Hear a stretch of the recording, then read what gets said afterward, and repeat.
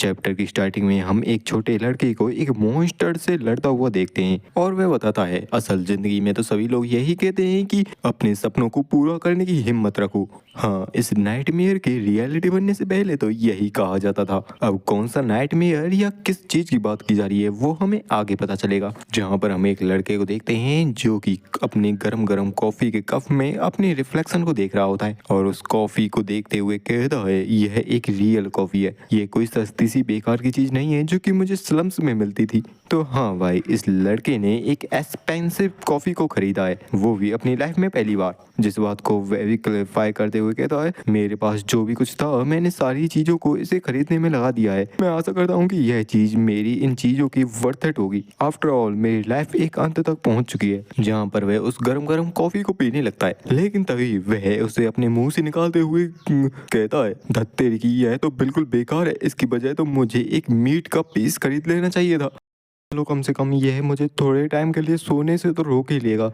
और ऐसा सोचते हुए उस कॉफी को गुट गुट करके पी जाता है। इस टाइम पर हमारे एमसी को काफी ज्यादा नींद आ रही है, लेकिन वह सोना नहीं चाहता क्योंकि कुछ ऐसा है जो कि उसके सोने के साथ हो सकता है। जहाँ पर उस कॉफी को पीने के बाद कॉफी के कप को डस्टबिन में फेंकने का ट्राई करता है, लेकिन वह कप नीचे गिर जाता है। अब क्योंकि हमारे एमसी के अंदर सिविल सेंस है तो वह जाकर उस कप को उठाता है और सही तरीके से उसे बिन में डाल देता है। जहाँ पर इस टाइम पर वह लड़खड़ाते हुए चल पा रहा होता है और कहता है आखिर यह कैसी बेकार की कॉफी थी, मुझे तो अभी भी नींद आ रही है। और वह अपने आप को थप्पड़ मारते हुए अपने आप को थोड़े टाइम के लिए जगाने की कोशिश कर रहा होता है। सारे ही लोग मुड़ मुड़ कर उसे ही देख रहे होते हैं और वह लड़का भी थकी हुई हालत में कहता है मुझे सिर्फ पुलिस स्टेशन तक पहुंचना है, सिर्फ कुछ और टाइम में मैं पुलिस स्टेशन पहुंच जाऊंगा। फिर हमें दिखाया जाता है नॉर्थन क्वाड्रेंट सीज कैपिटल के प्रीसिंक्ट 7 के अंदर पुलिस स्टेशन का सीन, जहां पर काफी सारे कर्मचारी अपने काम में लगे हुए होते हैं। तभी एक बंदा अपने सामने किसी को नोटिस करता है और कहता है हे लड़के, क्या तुम यहाँ पर कहीं खो गए हो? एमसीबी कहता है थर्ड स्पेशल डिटेक्टिव की डिमांड के ऊपर मैं यहाँ पर सरेंडर करने के लिए आया हूँ, एक नाइटमेयर स्पेल कैरियर के तौर पर। हाँ तो भाई, इस दुनिया में नाइटमेयर स्पेल एक दूसरे कोरोना वायरस की तरह है जो कि इस दुनिया में काफी घातक बीमारी मानी जाती है। वह सोल्जर जब इस नाइटमेयर स्पेल के बारे में सुनता है तो वह भी काफी ज्यादा चौंक जाता है और कहता है क्या,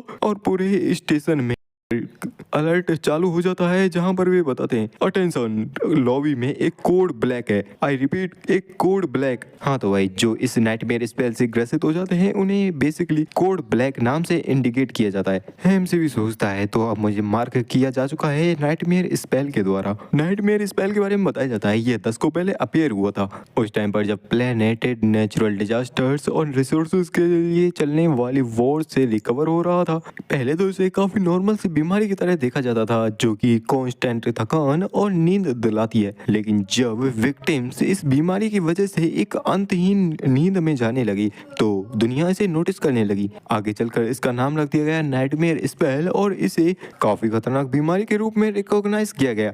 यह स्पेल एक मैजिक की तरह था, या दूसरे शब्दों में कहें तो एक कर्स की तरह। और जो लोग नाइटमेयर स्पेल की वजह से चले गए थे काफी गहरी नींद में और अपने ही सपनों में मारे गए तो वो ट्रांसफॉर्म होने लगे काफी खतरनाक मॉन्स्टर्स में, जिन्हें कहा गया नाइटमेयर क्रीचर्स। और ये एक ऐसे क्रिएचर्स थे जो कि ह्यूमंस के लिए काफी बड़ा खतरा साबित हुए और यहाँ तक नहीं बल्कि ह्यूमंस को हंट करने लगे। काफी सारे डिफेंस फोर्सेज ने ट्राई किया उन्हें रोकने का, यहाँ तक कि नेशनल मिलिट्री ने भी पूरी जान लगा दी इसे रोकने के लिए, लेकिन फिर भी यह वर्ल्ड दुख और क्योस में डूबता गया क्योंकि उन मॉन्स्टर्स को हरा पाना इतना भी आसान नहीं था। और तब लोग इस गहरी नींद में जाने के बाद किसी तरीके से जग पाए इस गहरी नींद से। वो लोग ना जाने कैसे ही अपने फर्स्ट नाइटमेयर को सरवाइव कर पाए और बन गए एक अवेकनर, या कहीं तो एक अवेकंड। नाइटमेयर के अंदर काफी ट्रायल्स को पार करने के बाद उन्हें ये खतरनाक मैजिकल पावर्स मिली और इन पावर्स के साथ उन्होंने उन मॉन्स्टर्स को पीछे खदेड़ दिया और साथ ही साथ दुनिया में शांति कायम की। और इस टाइम पर वे अवेकंड बन चुके थे ह्यूमैनिटी की एक होप। और इसी ऑर्डर में नया वर्ल्ड क्रिएट होने लगा। लोगों ने यह जाना कि कोई भी इस नाइटमेयर स्पेल में जा सकता है, तो स्कूलों में भी टीचर्स द्वारा बच्चों को स्किल्स और कॉम्बैट स्किल्स सिखाई जाने लगी ताकि वे अपने नाइटमेयर में सरवाइव करें और ट्रायल्स को पास करने के बाद अवेकन्ड बनकर अपनी पृथ्वी को बचाएं। यहाँ तक कि जो अमीर लोग थे उन्होंने भी अपना काफी सारा रुपए लगाया इस पर ताकि उनके बच्चे स्पेशल ट्रेनिंग ले सकें और बन सकें एक अवेकन्ड।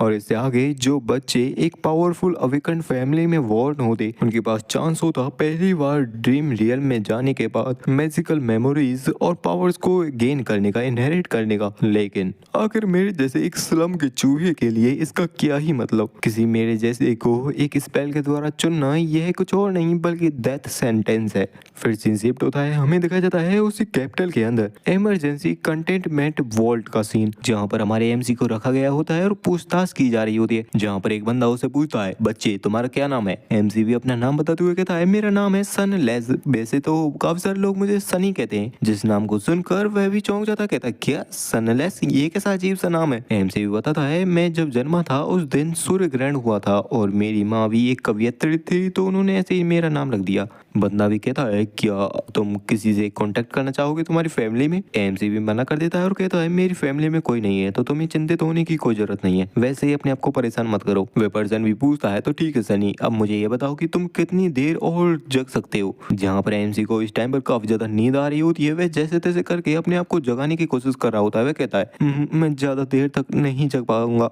जिस बात को सुनकर वह पर्सन भी कहता है, तो इससे मुझे ऐसा लगता है कि फॉर्मेलिटीज निभाने का कोई भी टाइम नहीं है यहाँ पर, तो मुझे ध्यान से सुनो और अपने आप को जगाए रहने का ट्राई करो। आखिर तुम्हें नाइटमेयर स्पेल के बारे में कितना ही पता है। जिस बात को सुनकर एमसी बताता है कि हम एक ड्रीम रियल में चले जाते हैं जहाँ पर हमें मॉन्स्टर्स को मारना होता है और अपने पहले नाइटमेयर को कंप्लीट करना होता है। उसके बाद हमें मैजिक पावर्स दी जाती हैं जिससे हम अवेकन्ड बन जाते हैं और जग भी आते हैं रियलिटी में। जिस बात को सुनकर वह पर्सन भी कहता है, तो तुम बेसिक्स को तो काफी अच्छे से जानते हो, चलो ये तो अच्छा हुआ, लेकिन मुझे ध्यान से सुनो। उस नाइटमेयर में जाने के बाद तुम्हें काफी सारे मॉन्स्टर्स का तो सामना करना ही पड़ेगा, साथ ही साथ वहाँ तुम्हें काफी सारे लोग भी मिलेंगे, लेकिन वे सभी लोग असली नहीं है। इस बात को ध्यान में रखना, वे तुम्हारे टेस्ट के लिए लाए गए कुछ इल्यूजन्स होंगे। जिस बात को सुनकर एमसी भी पूछता है, तो आखिरकार आपको इसके बारे में कैसे पता चला? पर्सन भी कहता है, बच्चे तुम्हें उन्हें मारना भी पड़ सकता है, तो अपने ऊपर एक फेवर करना और उन्हें मारने में हिचकना मत और सिर्फ यही सोचना कि वे सिर्फ एक इल्यूजन है। जिस पल तुम उस नाइटमेयर में एंटर करो उसी टाइम पर तुम्हें अपने एट्रीब्यूट्स और एस्पेक्ट्स को भी देखना है। अगर तुम्हें कॉम्बैट से रिलेटेड कोई एस्पेक्ट मिले जैसे आर्चरर या स्वॉर्डमैनशिप, तो तुम्हारे लिए चीजें काफी ज्यादा आसान हो जाएंगी। लेकिन ऐसा हुआ कि तुम्हें कॉम्बैट से रिलेटेड कोई भी एस्पेक्ट ना मिले तो भी चिंता करने की कोई बात नहीं है। तुम्हें सिर्फ अपने आप को किसी तरीके से वहां पर सर्वाइव करना है, हर चीज को यूज करते हुए। आफ्टर ऑल यह इस पहले एक ट्रायल है, ना कि कोई एग्जीक्यूशन। तो तुम अपनी पावर्स के साथ जो भी कुछ कर सको वह सारी चीजों को ट्राई करना ताकि तुम सरवाइव कर सको। अगर तुम इस ट्रायल के दौरान सक्सेस हो जाते हो तो उसके बाद तुम्हारे रिवॉर्ड्स और पावर्स ट्रायल के दौरान की गई तुम्हारी चीजों के ऊपर डिसाइड होंगे। लेकिन अगर तुम मारे गए तो तुम एक गेट बन जाओगे उन मॉन्स्टर्स के लिए जिनमें से एक मॉन्स्टर यहाँ इस रियल वर्ल्ड में आ जाएगा। और अगर ऐसा हुआ तो मुझे और मेरे कलीग्स को उस मॉन्स्टर से निपटना होगा। तो प्लीज मरना मत सनलेस, और कम से कम तुरंत जाने के बाद तो कतई मत मरना, क्योंकि आखिरकार एक अवेकनर को यहाँ पर पहुंचने में भी कुछ घंटे लग ही जाएंगे और तब तक हमें तो उस मॉन्स्टर को रोक के रखना होगा। और इतने में हमारे एमसी की आंखें बंद हो जाती हैं,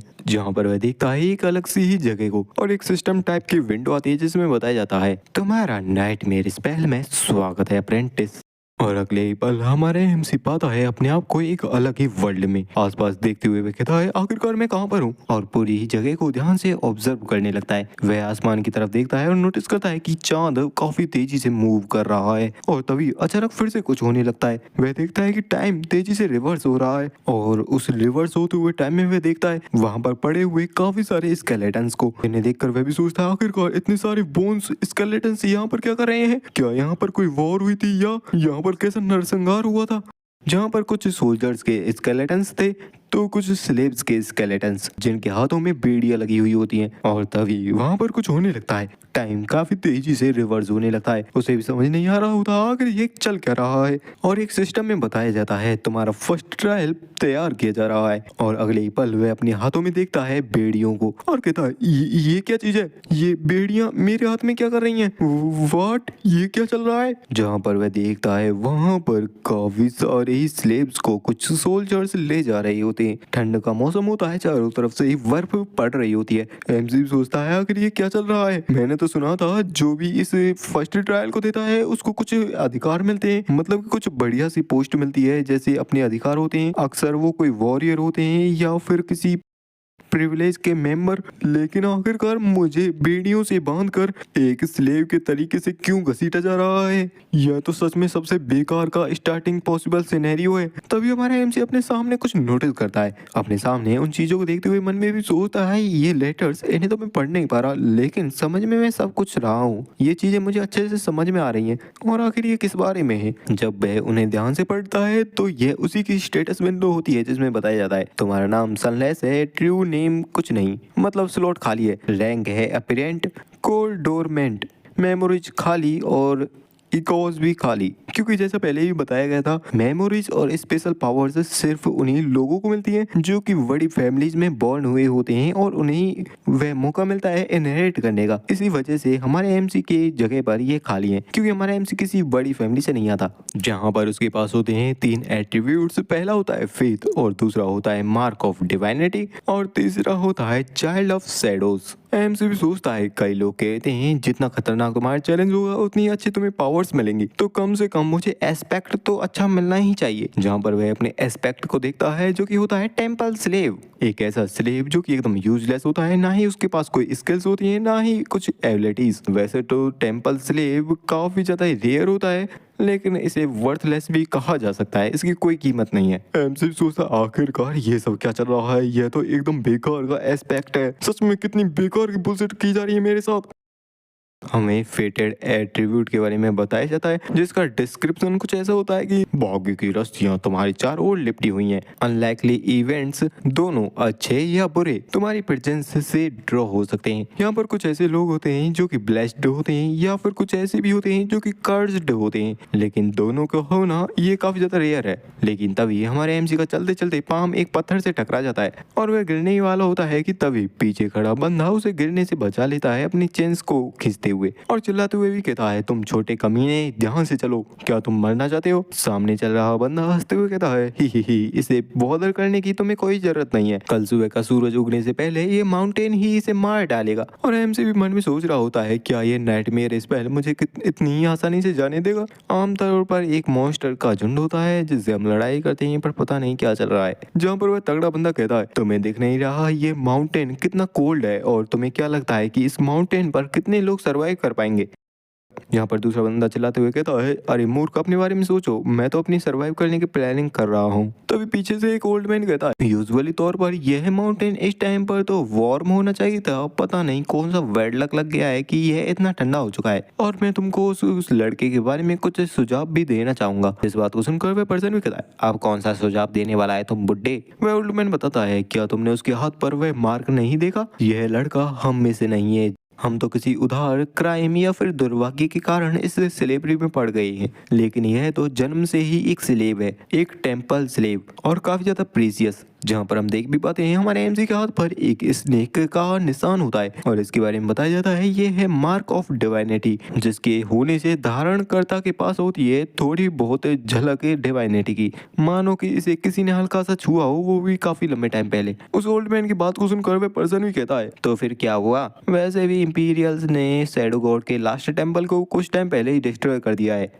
ओल्ड मैन भी कहता है मैं तो सोच रहा हूँ आखिरकार ये लड़का यहाँ पर कैसे आया होगा, और वैसे भी एक टेंपल के बंदे के साथ कुछ ऐसा करना, क्या तुम सच में किसी गॉड को गुस्सा दिलाना चाहते हो। जिसकी बात को सुनकर वह बंदा भी हिचकने लगता है। तभी वहाँ पर एक सोल्जर आते हुए कहता है हे तुम, क्या यहाँ पर कोई प्रॉब्लम है। ओल्ड मैन भी कहता है नहीं नहीं सर कुछ नहीं हुआ, वो तो हम काफी ज्यादा थक चुके हैं और ठंड भी बहुत पड़ रही है, मैं तो बस काफी ज्यादा चिंतित हूँ क्योंकि यह जर्नी उस लड़के के लिए काफी ज्यादा कठिन है।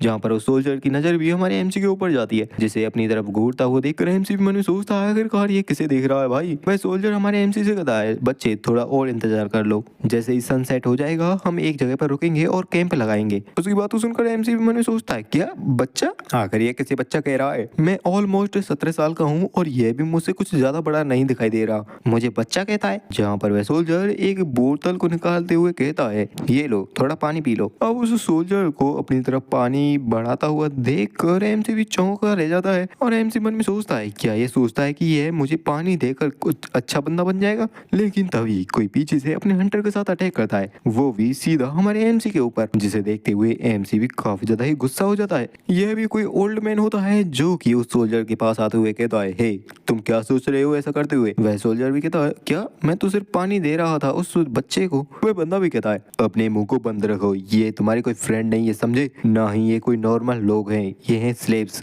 रूकी, अगर मैंने फिर से तुम्हें किसी भी स्लेव को अपना फ्रेंड बनाते हुए देखा तो अगली बार मेरा ये हंटर तुम्हारी पीठ पर चलेगा समझे। और ऐसा ही धमकी देकर वह वहां से आगे निकल जाता है और वह काफिला शांति से वहां से निकलने लगता है। एमसी भी उन्हें देखते हुए मन में सोचता है मुझे नहीं पता कैसे, लेकिन मेरे मरने से पहले मैं तुम्हें पहले मरते हुए देखूंगा और फिर अगली बारी तुम्हारी होगी सोल्जर। जहाँ पर कुछ टाइम बाद सनसेट भी हो चुका होता है, वह कॉनवॉय भी रुक जाता है और वह नाइट ओल्ड मैन सभी से चिल्लाते हुए कहता है मार्च को यहीं पर रोक दो, यहीं पर सभी लोग कैंप लगाएंगे। जहाँ पर उन्होंने कैंप लगा लिए होते हैं और रात भी हो चुकी होती है, कैंप फायर चल रही होती है, खाना भी पक रहा होता है और एक ही शांति छाई हुई होती है। पहाड़ों के ऊपर ठंड के मौसम में एक प्यारी सी रात हो रही होती है। सोल्जर्स आपस में बातचीत कर रहे होते हैं, लेकिन हम हमारे एमसी की साइड पर उन स्लेव्स को दिए जाते हैं कुछ ब्रेड्स खाने के लिए, जिसे देखते हुए वह येलो हेयर वाला लड़का कहता है ये बेकार के इंपीरियल्स, इससे तो अच्छा मैं पॉइजन खा लूं, वो ज्यादा अच्छा लगेगा। और वैसे भी हम में से कई लोग तो फंदे पर लटकने का इंतजार ही कर रहे हैं। और वह खाते हुए ऐसी नॉनसेंस बातें कर रहा होता है। हमारे एमसी भी उसे देखते हुए मन में सोचता है कैसा ही आदमी है, ये तो नॉन स्टॉप कंप्लेंट्स कर रहा है और अच्छे तरीके से खाना भी खा रहा है। अब क्योंकि हम सभी लोग चेंज से बंधे हुए हैं तो हमारे पास कोई और चॉइस नहीं है और मैं इनसे दूर भी नहीं रह सकता,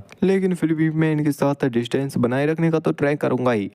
कितनी साफ हवा है, आखिर रियल वर्ल्ड में मैं इतनी साफ हवा कहाँ पर ही देख सकता हूँ।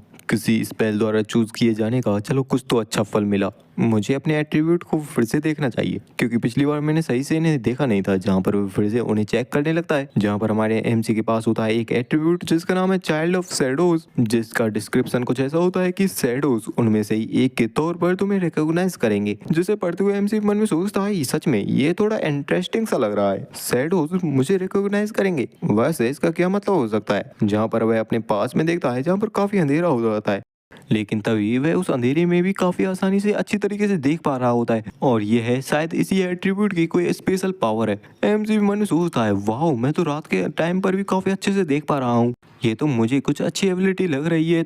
और तभी हमें दो स्लेब्स का सीन दिखाया जाता है जहाँ पर वह ओल्ड मैन येलो हेयर वाले बंदे को किसी चीज को खाने से रोकता है और कहता है मेरे दोस्त मैं तुम्हें इन्हें खाने की एडवाइस नहीं दूंगा। वह बंदा भी कहता है तुम और तुम्हारी एडवाइस, मैं भूख से मर जाऊंगा पागल। ओल्ड मैन भी बताता है इन वेरीज को ब्लड बेन कहा जाता है और ये एक ऐसी जगह पर जन्म लेती हैं जहाँ पर ह्यूमन का ब्लड बहा होता है और इस वजह से ये अक्सर बैटल फील्ड्स पर ही उगती हैं। और क्या तुम्हें पता है कि ब्लड बेन्स काफी ज्यादा ही पॉइजनस होती हैं, यहाँ तक कि सिर्फ कुछ बाइट्स लेने से ही तुम या कोई भी मुस्टंडा बंदा मर सकता है। जिस बात को सुनकर तो वह भी शांत रह जाता है और कहता है क्या तुम्हें इस बात को तो मुझे पहले बताना चाहिए था, चलो अब बता दिए तो भी ठीक है।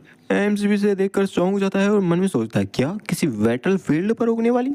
रुको, अब अगर मैं इस जगह को सही से देखूं तो यह जगह मुझे कुछ फैमिलियर से फील हो रही है। वेट, उस टाइम रिवर्सल के दौरान मैंने जो वोन्स देखी थी और वे बेड़ियां, मुझे उनके बारे में पता है। और तभी हमारे एमसी के बगल में एक पत्थर आकर गिरता है जो कि एक स्लेब के ऊपर गिरा होता है, जिससे उस स्लेब का तो कचूमर बन चुका होता है। जिसे देखते हुए एमसी मन में सोचता है मुझे पता है कि यहाँ पर हर कोई मरने वाला है। और बेचारा वह स्लेव देखते ही देखते मारा जाता है। इसे देखकर एमसी भी चौंक जाता है और थोड़ा बहुत डर भी जाता है। वह देखता है आखिरकार ये कहाँ से आया। पत्थरों के गिरने का वह सिलसिला वही नहीं रुकता, बल्कि सोल्जर्स के ऊपर भी पत्थरों से हमला होने लगता है। कैरेज, घोड़ा गाड़ी, काफी सारी चीजों को पोल्डर्स के द्वारा डिस्ट्रॉय किया जा रहा होता है। वहाँ पर एक अलग ही केओस का माहौल छा चुका होता है। तभी थोड़ी शांति आती है और एक पल के लिए वे हमले रुक जाते हैं। उन सोल्जर्स में वह ओल्ड मैन कहता है, आखिर ये क्या चल रहा है? तभी एक सोल्जर कहता है, कैप्टन क्लिफ के ऊपर देखो। सोल्जर की बात को सुनकर वह कैप्टन जैसे ही उस माउंटेन की चोटी की तरफ देखने लगता है, वहां पर और भी अटैक होने लगते हैं। सारे ही लोग भागने लगते हैं, कहते हैं हेल्प हेल्प, बचाओ। कैप्टन भी सारे सोल्जर्स से कहता है, सभी लोग उठो और तैयार हो जाओ बैटल के लिए। जहाँ पर कैप्टन चोटी के ऊपर देखता है किसी चीज को, हम देख पाते हैं रात के अंधेरे में उस चीज की 5 आंखें चमक रही होती हैं। उसे देखते हुए कैप्टन भी एकदम सतर्क हो जाता है और वह कहता है, मैंने तो कभी नहीं सुना था कि इस जगह पर मॉन्स्टर भी पाए जाते हैं। और अगले ही पल वह मॉन्स्टर अपनी जगह से गायब हो जाता है। इतनी तेज स्पीड को देखते हुए खुद कैप्टन भी चौंक जाता है। वह कहता, क्या वह अपनी जगह से अचानक से गायब हो गया? सभी लोग तैयार हो जाओ, हमें नहीं पता आखिरकार वह कब हम पर स्ट्राइक कर दे। तभी बगल से एक सोल्जर कहता है, कैप्टन उधर देखो, वहाँ कोई चीज मूव कर रही है। और अगले ही पल उस सोल्जर का सिर हवा में उड़ता हुआ दिखाया जाता है, जहाँ पर हम देखते हैं वह मॉन्स्टर अब उन स्लेव्स की तरफ बढ़ने लगता है। अब वे लोग भी कुछ साफ देख नहीं पा रहे होते हैं, क्योंकि अंधेरा बहुत हो रहा होता है। वे कहते हैं, ये क्या चीज है? दूसरा बंदा भी कहता है, अरे यहाँ पर काफी ज्यादा अंधेरा हो रहा है, कुछ अच्छे से दिखाई नहीं दे रहा। लेकिन जब उन्हें अच्छे से दिखाई देता है तो वे कुछ देखने लायक नहीं रहते, क्योंकि वे मॉन्स्टर आते के साथ उसके सिर को खा जाता है और एक एक करके उन स्लेव्स को मारने लगता है। एमसी भी इन सारी चीजों को देखते हुए मन में सोचता है, ये तो कुछ ज्यादा ही हो रहा है। वे लोग भी अचानक से इतने बड़े मॉन्स्टर को अपने सामने देखकर काफी ज्यादा ही डर जाते हैं और अपनी जगह पर ही जमे रह जाते हैं। और अगले ही पल वह मॉन्स्टर हमारे एमसी के उस मस्टंडे बंदे के सामने आकर खड़ा हो जाता है और पीछे से वह येलो हेयर वाला लड़का भी चलाते हुए कहता है, कोई तो बचाओ। जहाँ पर वह मॉन्स्टर उनके सामने खड़ा होता है, काफी ज्यादा ही खूंखार दिखाई दे रहा होता है, एक असली नाइटमेयर की तरह। जहाँ पर वह अपने पंजे के साथ उस हट्टे कट्टे बंदे के ऊपर अटैक करता है, जो कि हमारे एमसी के सामने खड़ा था, और वह सीधा ही हमारे एमसी की तरफ गिरने लगता है। और हम देख पाते हैं वह बंदा सीधा हमारे एमसी के ऊपर जाकर गिर पड़ता है। वहीं पास ही में और भी काफी सारे स्लेब्स होते हैं और वह उस मॉन्स्टर को देखकर इधर उधर भागने लगते हैं डर कर। अब उन स्लेब्स की आवाज को सुनते के साथ उन्हीं की तरफ वह भी देखने लगता है और अगले ही पल उनकी तरफ अटैक करने के लिए आगे बढ़ जाता है, वो भी हमारे एमसी के ऊपर की ओर से। इस तरीके से हमारा एमसी बच चुका होता है उस बंदे के नीचे दबकर और कहता है, आखिरकार ये बंदा इतना हैवी क्यों है? कमीने मेरे ऊपर से हट जाओ। जहाँ पर वह अपनी पूरी जान लगा देता है और जैसे तैसे धक्का मार कर उस बंदे को दूर हटा देता है। अब उसे इतनी बेकार हालत में देखकर वह भी सोचता है, क्या ये मर चुका है? वहीं दूसरी ओर नरसंहार चालू हो चुका होता है। लोग भी चिल्ला रहे होते हैं, बचाओ बचाओ बचाओ, लेकिन हमारा एमसी दूर खड़ा होकर उन्हें ही देख रहा होता है। एमसी भी मन में सोचता है, यह सच में काफी ज्यादा डरावना है, लेकिन यह और भी बुरा हो सकता था। चलो अभी के लिए कम से कम यह मुझे छोड़कर दूसरों के पीछे चला गया है। जहाँ पर सारे स्लेव्स उस मॉन्स्टर को देखते हुए भाग रहे होते हैं, वहाँ हमारे एमसी के पास खड़ा हुआ है येलो हेयर वाला बंदा भी कहता है, क्या वे लोग भाग रहे हैं? लेकिन हमारा एमसी कहता है, ये एक नंबर के मूर्ख हैं, ये एक और कुछ नहीं बल्कि अपने आप को बुरी तरीके से फंसाने का ट्राई कर रहे हैं, क्योंकि अगर ये फॉरेस्ट के अंदर जाएंगे तो बिना किसी फायर के ये पूरी रात में ठंड के मारे ही जमकर मर जाएंगे। जब तक कि सूरज उग नहीं आता, फॉरेस्ट के अंदर जाना एक सुसाइड से कम नहीं है। येलो हेयर वाला बंदा भी कहता है, तो क्या हुआ, मैं तो ठंड से मरना ज्यादा पसंद करूंगा उस मॉन्स्टर के हाथों मरने के बजाय। चलो हमें जल्दी से छुपना होगा, मुझे फॉलो करो। जहाँ पर वह बंदा भागने लगता है, तभी अचानक से उसकी जंजीर रुक जाती है और वह भी अचानक से एक जगह पर रुक जाता है। वह बंदा भी पीछे मुड़ते हुए कहता है, क्या हुआ, क्या तुम आगे नहीं बढ़ सकते? एमसी भी कहता है, अरे रुक तो जाओ, तुम क्या चाहते हो, मैं क्या करूं? क्योंकि आखिरकार मैं इस बड़ी कमीने से बंधा हुआ हूँ, इससे मैं कैसे निकल कर जा सकता हूँ? लेकिन तभी वे दोनों नोटिस करते हैं कि वह बड़ा बंदा हिलने लगता है और धीरे धीरे ट्रांसफॉर्म होने लगता है काफी खतरनाक से मॉन्स्टर के अंदर, जिसे देखकर एमसी भी मन में सोचता है, क्या पहले ही चीजें क्या कम बुरी थी और अब यह भी मॉन्स्टर बनने लगा? ये तो इसके अंदर म्यूटेशन हो रहा है। जहाँ पर वह भी 5 आंख वाले उसी मॉन्स्टर में बदल जाता है, जो कि देखने में भी काफी खूंखार और डरावना लग रहा होता है। इसे देखते हुए हमारा एमसी भी मन में सोचता है, आखिरकार एक टायरेंट यहाँ पर क्या कर रहा था? हाँ भाई, जो सबसे पहले मॉन्स्टर आया था वह एक टायरेंट था, एक ऐसा मॉन्स्टर जो कि हर एक डीमन क्रिएचर या किसी भी डेविल क्रिएचर से काफी ऊपर की रैंक पर होता है और ये अपने मिनियंस बना सकते हैं। जैसे कि इस बड़े बंदे को उसने अपने एक अटैक के साथ अपना मिनियन बना लिया है, यानी कि एक छोटा खतरनाक मॉन्स्टर। एमसीबी मैंने सोचता है मैंने तो कभी नहीं सुना था कि इतना खतरनाक मॉन्स्टर फर्स्ट नाइटमेयर की स्टार्टिंग में ही देखने को मिल जाता है। आखिरकार ये कमीना फेथ एट्रीब्यूट कितना पावरफुल है, और हमें जैसा कि पता है वह फेथ एट्रीब्यूट जिसकी वजह से कर्ज या बैड लक या अच्छा भी हो सकता है, कुछ भी हो सकता है। जहाँ पर एमसीबी चलाते हुए कहता है हमें इसे पूरी तरीके से ट्रांसफॉर्म होने से पहले खत्म करना होगा, अगर तुमने हेजिटेट किया तो हम दोनों ही मारे जाएंगे। वह बंदा तो अपनी जगह पर ही जम चुका होता है एकदम शांत। एमसीबी उसे इंस्ट्रक्शन से देते हुए कहता है मैं जाकर चेन्स को उसके गले के चारों ओर लपेटूंगा और जब मैं कहूँ तुम्हें इन चेन्स को जोर से खींचना है, ठीक है। वह भी हाँ कर देता है। तो बिना टाइम गवाए हमारा एमसीबी सीधा भाग कर जाता है और उन चेन्स को उस मॉन्स्टर के गले के चारों ओर लपेट देता है और चिल्लाते हुए कहता है अब टाइम आ चुका है, खींचो। जहाँ पर हमारा एमसी और वह बंदा दोनों मिलकर उन चेन्स को खींचने लगते हैं। जहाँ पर एमसी ने भी पूरी जान लगा दी होती है, वही कहता है तुम मरो कमीने मॉन्स्टर। वहीं दूसरी ओर उस बंदे ने भी पूरी ताकत लगा दी होती है। धीरे धीरे उस मॉन्स्टर का भी दम घुटने लगता है, उसकी आंखें भी लाल हो चुकी होती हैं और अगले ही पल झपैक सिस्टम में बताया जाता है कि तुमने एक मॉन्स्टर को मार दिया है जो कि था माउंटेन किंग का लार्वा। हाँ तो वही पहला जो टायरेंट आया था वह था माउंटेन किंग, और जो ये मॉन्स्टर बना है ये उसका लार्वा है, मतलब कि छोटा मनियानी यानी बच्चा। जहाँ पर वह मॉन्स्टर का सिर भी दूर जाकर गिरता है। उस नोटिफिकेशन को देखने के बाद एमसीबी मैंने सोचता है तो क्या उसे माउंटेन किंग कहते हैं। उस बंदे को भी यकीन नहीं हो रहा होता, वह भी कहता क्या हमने इसे मार डाला। एमसीबी सोचता है 3 सेकंड, कम से कम 3 सेकंड का तो आराम कर ही सकता हूँ मैं। तभी येलो हेयर वाला बंदा दूसरी तरफ देखते हुए कहता है बच्चे अब हमें क्या करना चाहिए, क्योंकि वे देखते हैं वहां पर जितने भी और स्लेव्स होते हैं वे भी लार्वा में क्रिएट यानी बदलने लगते हैं। एक लार्वा को हराने में इतनी बुरी हालत हो गई तो इन सभी को कैसे संभाला जाएगा, जिन्हें देखकर एमसी मन में सोचता है फक ये तो काफी बड़ा हेल है। मैं आशा करता हूँ कि जब मैं जगूं मैं रियलिटी में जग जाऊं। क्या हो रहा है। जहाँ पर अगले ही पल एक लार्वा हमारे एमसी की तरफ देखता है और अपनी जगह से गायब होता हुआ सीधा ही हमारे एमसी के ऊपर अटैक करने के लिए आगे बढ़ जाता है। एमसी भी अपनी चेन्स के साथ एकदम तैयार होता है उसका काम तमाम करने के लिए, अगर नहीं कर पाया था थोड़ी बहुत टाइम तक डिफेंड करने के लिए, और सोचता है मेरी तरफ आओ बास्टर्ड मैं तुम्हें देखता हूँ। लेकिन तभी कोई मारता है स्वॉर्ड स्लैश उस मॉन्स्टर के ऊपर, जिसे देखकर एमसी भी चौंक जाता है। और ये होता है एक सोल्जर, जिसे पहचानते हुए वह बंदा और हमारे एमसी दोनों चौंक जाते हैं। एमसी भी मनु सोचता है ये बंदा फिर से, और भाई ये सोल्जर और कोई नहीं बल्कि वही सोल्जर है जिसने हमारे एमसी को पिछली बार भी पानी देने का ट्राई किया था, और एक बार फिर से वह हमारे एमसी की मदद करने के लिए आ चुका है। एमसी भी सोचता है ये तो एक हीरो की तरह दिखाई दे रहा है, जहाँ पर उस सोल्जर ने काफी आसानी से उन मॉन्स्टर्स का खात्मा कर दिया होता है। लेकिन तभी वह सोचता है दिखावटी नहीं, मेरे कहने का मतलब है यह एक दिखावटी जैसा दिख रहा है। वैसे आखिरकार इस सोल्जर का क्या मोटिव हो सकता है, आखिर क्या कारण है जिस वजह से ये मेरी मदद कर रहा है। तभी वह सोल्जर हमारे एमसी की तरफ देखता है और एक चाबी को उसकी तरफ फेंकता है। एमसी भी बिना देरी किए उसे कैच कर लेता है और उसे देखते हुए मनु सोचता है ये तो भेड़ियों की चाबी है। सोल्जर भी कहता है बच्चे अपने आप को बचाओ, और अगले ही पल वहाँ से उन मॉन्स्टर को खत्म करने के लिए निकल जाता है। एमसी भी सोचता है मैंने स्लम्स में एक बात तो अच्छी तरीके से सीखी है, जो लोग बिना किसी मोटिव के साथ तुम्हारी मदद करें उनसे और भी ज्यादा सतर्क रहो। जहाँ पर वह उस चाबी का यूज करते हुए अपनी सारी भेड़ियों को खोल देता है और मन में सोचता है तुम सिर्फ इंतजार करो, हम अपना बदला जरूर लेंगे। जहाँ पर उन बेड़ियों की वजह से एमसी का हाथ भी लाल पड़ चुका होता है। तभी येलो हेयर वाला बंदा भी कहता है बच्चे मेरी बेड़ियों को तो खोलो। एमसी सोचता है वैसे ये इतना अच्छा नहीं है, लेकिन इसे आजाद करने पर मेरा कुछ जा भी नहीं रहा। लेकिन तभी वहीं पर एक और बंदा आते हुए कहता है क्या तुम मुझे भी आजाद कर सकते हो। और वहाँ पर हम देखते हैं पत्थर के पीछे छुपे हुए उसी ओल्ड मैन को, जो कि भी उस मॉन्स्टर के हमले से बच चुका होता है और तैयार होता है हमारे एमसी की टीम को ज्वाइन करने के लिए। एमसी मन सोचता है चलो ये तो अच्छा है, जितनी ज्यादा संख्या होगी उतना अच्छा रहेगा हमारे लिए, ताकि हम उन मॉन्स्टर का सामना कर सकें। जहाँ पर एमसी ने धीरे धीरे करके उन सभी की बेड़ियों को ओपन कर दिया होता है। वहीं दूसरी ओर मॉन्स्टर उन स्लेव्स को मार रहे होते हैं। वहीं एमसी की टीम एकदम शांत खड़ी होती है। येलो हेयर वाला बंदा भी कहता है अगर हम यहाँ पर किस चीज का इंतजार कर रहे हैं, वे नाइट्स तो उन मॉन्स्टर को डिस्ट्रैक्ट कर रहे हैं, तो फिर क्या ये हमारा चांस नहीं है, हमें यहाँ से भाग जाना चाहिए।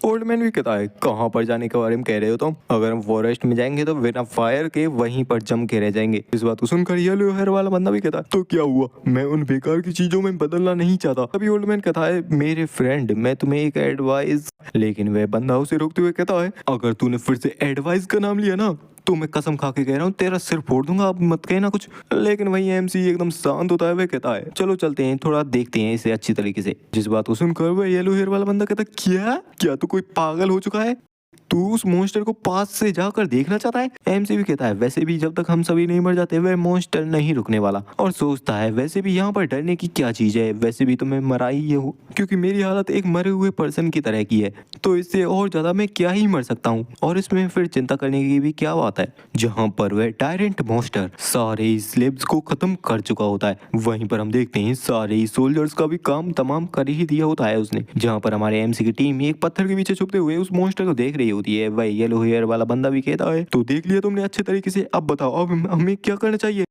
ओल्ड मैन, मैं तुमको बता रहा हूँ ये लड़का एकदम पागल हो चुका है, इतने खतरनाक सीन को देखने के बाद भी एकदम शांत बैठा हुआ है। ओल्ड मैन भी कहता है अरे चुप हो जाओ कमीने, यहाँ पर इतनी जोर से मत चिल्लाओ, वह मॉन्स्टर सुन लेगा तो हमें भी मार देगा। एमसी तो अभी भी अपने मन में ही सोच रहा होता है आखिरकार मैं इस चीज से छुटकारा कैसे पाऊं। तभी एमसी वहां पर किसी को स्पॉट करता है जो कि उस कमीने डेविल से कहता है तुम कमीने डेविल मेरा सामना करो। और यह वही पहले वाला सोल्जर होता है जिसने काफी सारे मॉन्स्टर को पहले भी मार रखा है, जो कि सीधा ही उस मॉन्स्टर के ऊपर अटैक करने के लिए बढ़ चुका है। एमसी भी सोचता है चलो अच्छा है, एक डिस्ट्रैक्शन यही तो मुझे चाहिए थी।